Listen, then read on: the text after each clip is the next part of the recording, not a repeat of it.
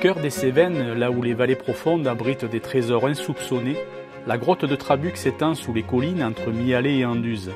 Ce site naturel exceptionnel, longtemps resté secret, dévoile aujourd'hui ses mystères grâce à ceux qui l'ont exploré, aménagé et protégé. Avant d'être un site touristique, Trabuc était un monde inconnu, retour sur les premières explorations. Je vais vous présenter la manière dont la grotte de Trabuc a été découverte. Dans un premier temps, les premières années, c'était ce qu'on appelle le Vieux Trabuc, qui a son entrée naturelle en bordure de la D50, la route qui amène vers le village de Mialet. Donc l'entrée naturelle était sur un petit terrain, un terrain privé. Le se visiter à l'époque encore au flambeau. Les personnes rentraient sur une section de grotte qui n'était pas aménagée, c'était des visites, on va dire, sauvages, et les visiteurs étaient accompagnés jusqu'à peu près cette zone-là, c'est-à-dire qu'ils parcouraient le Vieux Trabuc sur aller-retour, on va dire 600 mètres de galerie. Donc c'était relativement facile puisque le Vieux Trabuc est plat. Donc en 1935, l'explorateur qui a découvert Trabuc, Georges Vaucher, lui s'est intéressé aux grottes. Il venait de Suisse, il était tout nouveau, il arrive à la gare d'Alès.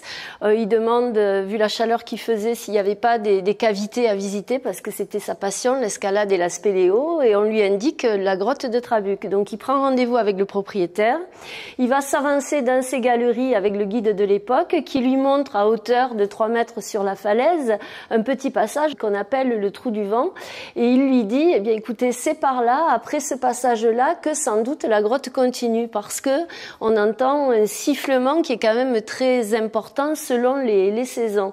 Donc il se dit qu'il va demander l'autorisation au propriétaire de l'entrée naturelle d'explorer un petit peu mieux le réseau. Et petit à petit, année après année, il découvre de multiples galeries. On peut voir, ça a un côté araignée, c'est protéiforme, la grotte sur plusieurs étages au niveau du Vieux Trabuc. Il réussit à passer en 1945 ce passage, le trou du vent, avec ses 2 enfants à l'époque qui étaient adolescents. Il se bloque dans le trou du vent parce qu'ils n'avaient pas un équipement spéléo qui était adéquat. C'était 1945, la fin de la guerre. Ils n'étaient pas particulièrement équipés. Donc en voulant faire demi-tour dans l'étroiture, le papa se bloque, son pull remonte sous ses bras, il reste absolument bloqué.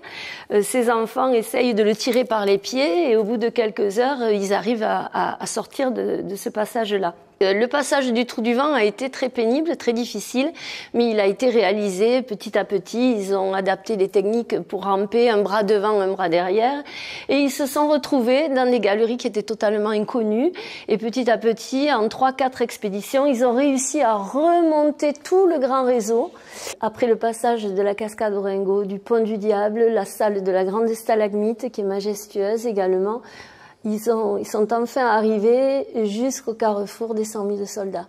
Et à partir de là, tout a été aménagé. On peut voir sur la partie haute de la carte le tunnel artificiel qui est illustré là-haut. Ces grandes découvertes ont été visitées par des grands noms de la spéléo, notamment Norbert Casteret, notamment Robert de Joly également. Et c'est suite à la visite en 1945 de Norbert Casteret, une visite totale du réseau, qu'il a été décidé avec la mairie de mettre en place quelque chose. Donc il a fallu aménager Trabuc parce on pouvait voir à Trabuc des choses exceptionnelles par rapport à ce qui existe en grotte aménagée en France ou qui existait à l'époque ou même dans le monde entier. Les soldats, ça reste encore unique même en 2025. Il a été convenu à l'époque avec la mairie qui a racheté les terrains la construction d'un accès artificiel, donc du tunnel qui a été pris en charge à l'époque par le CAMA d'Alès et réalisé bénévolement. Donc le tunnel artificiel qui est ici sur le plan, à l'autre extrémité carrément de la galerie, ce tunnel permet d'accéder à la visite des plus belles parties de la grotte à notre époque. Dans cette salle, ce qui est intéressant, c'est qu'on se trouve vraiment à la fin du parcours réalisé par Georges Vaucher et ses deux fils. C'est la dernière salle qu'ils ont pu explorer et ils sont arrivés exactement à l'endroit où nous sommes, sur le promontoire, au sommet de l'Éboulis.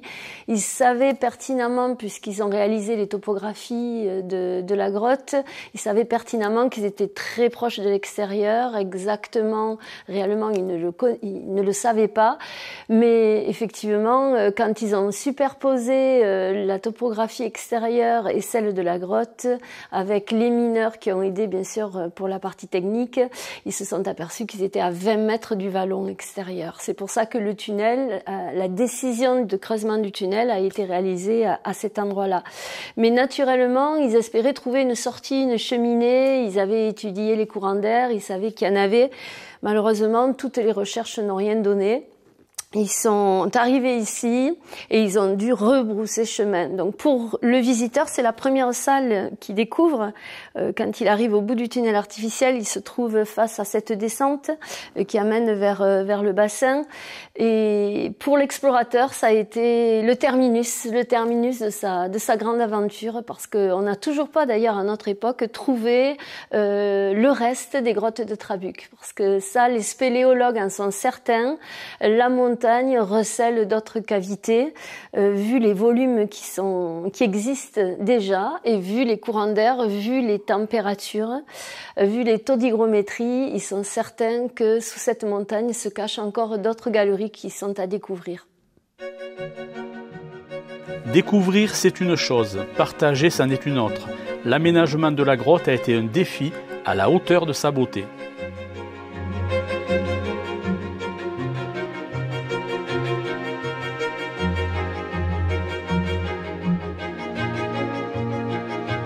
Entre techniques modernes et respect du vivant, l'aménagement de Trabuc est une œuvre collective portée par l'amour du territoire. Voilà, alors moi quand je suis arrivé ici aux grottes de Trabuc, en 1973, lorsque M. Claude Granier m'a embauché, eh bien à cet endroit-là, il y avait le tunnel, et puis des rochers, et un petit bout de route qui arrivait assez étroite d'ailleurs, pas de parking, pas de bâtiment, rien du tout. Les travaux ont commencé à ce moment-là, et maintenant on voit tout ce qu'il y a. Il y a un beau parking, un hall d'accueil magnifique. Tout ça n'existait pas, tout ça a été pris en charge par M. Granier et a été construit pour qu'on ait un aménagement tout à fait confortable. J'ai donc participé à la totalité de l'aménagement et je dirais même au déménagement, parce que je ne sais pas comment on peut dire exactement, mais il faut savoir qu'en 1950, il y avait ici des escaliers qui avaient été posés par une association de mineurs d'Alès qui étaient en bois. Et vu l'humidité constante de la cavité, il a fallu les retirer car tout ça avait pourri, s'était abîmé et c'était même dangereux. Donc il a fallu retirer tous ces escaliers qui ont été remplacés par ceux que vous voyez maintenant, qui sont métalliques, avant de construire un aménagement nouveau. Donc après, on a construit l'aménagement qui est aujourd'hui celui que vous voyez et que je vais vous présenter au cours de la descente. Voilà, alors nous sommes dans la salle du gong qui a demandé un aménagement et une attention très particulière parce que comme vous le voyez, le gong c'est cette grande draperie qui est ici et cette grande draperie est très fragile, il suffit de taper à peine dessus et elle vibre pendant plusieurs secondes. Donc il a fallu la contourner avec un escalier derrière nous là et venir passer dans cette partie un peu étroite pour descendre par un escalier dans la salle des gours qui est au-dessous. Alors c'est une passerelle qui est métallique, démontable, ce qui est important, c'est-à-dire que ça ne se fera jamais, mais si on avait envie un jour de remettre la grotte en état, ben, il suffirait d'enlever la passerelle. Alors elle a nécessité beaucoup de travail parce qu'elle est passée par des endroits qui sont pas très larges, il a fallu la descendre depuis le parking et puis l'installer ici en plusieurs morceaux qu'il a fallu assembler. Ça a été fait par une entreprise à l'époque qui s'appelait Delagne. Et donc c'est ce qui permet de voir d'ici une belle vue sur le lac, une concrétion remarquable qu'on appelle le Père Noël avec 30 mètres de profondeur dessous nous. Alors cette galerie, elle a été travaillée tout spécialement par le fait que c'était l'arrière de la salle du lac et c'était l'endroit où il n'y avait pas de formation, pas de concrétion, parce que le but c'était de montrer une grotte comme elle était au départ, donc il ne fallait rien casser dedans et on a enlevé des blocs qui étaient tout simplement des blocs de pierre de roche bleue, quoi, mais de la pierre qu'on trouve ici partout, le sénémurien, quoi. Et donc on a ici retiré tous les blocs et on les a utilisés pour faire la descente d'escalier qui est derrière. Ce qui fait que les matériaux étaient réutilisés à chaque fois, le plus possible. Parce que extraire des cailloux pour les monter sur le parking, c'est pas imaginable. Donc on a toujours fait en sorte que ça soit réutilisable et comme ça tout restait dans le contexte et on ne touchait pas à la grotte par elle-même, quoi, disons. Et c'est pour ça qu'il y a eu ce travail, un travail colossal quand même, hein, parce qu'il a fallu casser les blocs, soit avec un produit qu'on appelle le Bristar qui remplace la dynamite mais qui travaille sur du long terme, soit on a fait avec des marteaux-piqueurs, mais il a fallu dégager tous ces blocs et il y en avait beaucoup quand même. Quand on voit l'épaisseur ici, là, c'était quand même que du bloc bleu. Voilà, alors ici on se trouve dans le couloir appelé couloir des explorateurs parce que c'était la seule manière, les spéléos arrivaient de vers le bas, vers le gardon, donc tout à fait en bas de la grotte, et ils remontaient et ils étaient obligés de passer par là, donc il a pris ce nom de couloir des explorateurs. Alors il permet d'accéder à la salle du lac et aux salles supérieures, et comme on le voit derrière moi là, il y a un escalier métallique qui remonte tout un gigantesque éboulis. Cet escalier, comme je le disais précédemment, est un escalier qui pourrait être retiré. Et ici, le ciment qu'on voit par terre, ici, a été fait sur pilotis, parce qu'au-dessous, il y a l'eau. Il y a l'eau qu'on va retrouver au niveau de la cascade au fond. Et cette eau, elle circule normalement, parce que tout a été monté sur pilotis. Voilà. Toujours le même principe, ne rien abîmer. Voilà, alors ici, on est au bout du couloir des explorateurs, avec la cascade en face de moi. Et on voit ici un travail qui a été plus délicat qu'à d'autres endroits. Il a fallu faire des quantités de trous, qu'on appelle un press-fitting, pour à la fois protéger la cascade et puis faire des petits tirs de dynamite, car un trou ici de 40 cm existait seulement.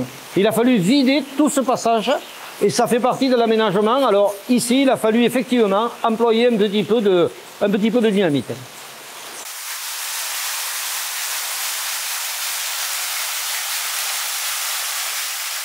Dans cette salle, qu'on appelle la salle des 100 000 soldats, elle a été aménagée en faisant un creusement dans le couloir, dans la mesure où on aurait pu passer, mais il aurait fallu être pratiquement accroupi. Ce qui fait qu'on a permis aux gens d'avoir une vision, une perspective un peu plus sympa de cette partie de la cavité. Et ça a permis aussi, ces gravats ont permis de combler une partie de la galerie au fond et de rallonger un petit peu le parcours de la visite.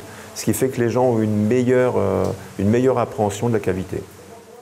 On est au bout de la partie aménagée ici. On se retrouve devant le plus long couloir qu'on puisse voir dans cette grotte. Devant nous, on a un énorme puits de lumière où on a installé un sismomètre pour faire partie d'une recherche mondiale des mouvements de terrain. Et après, on a l'immense couloir où je dois aller jusqu'au bout pour intervenir.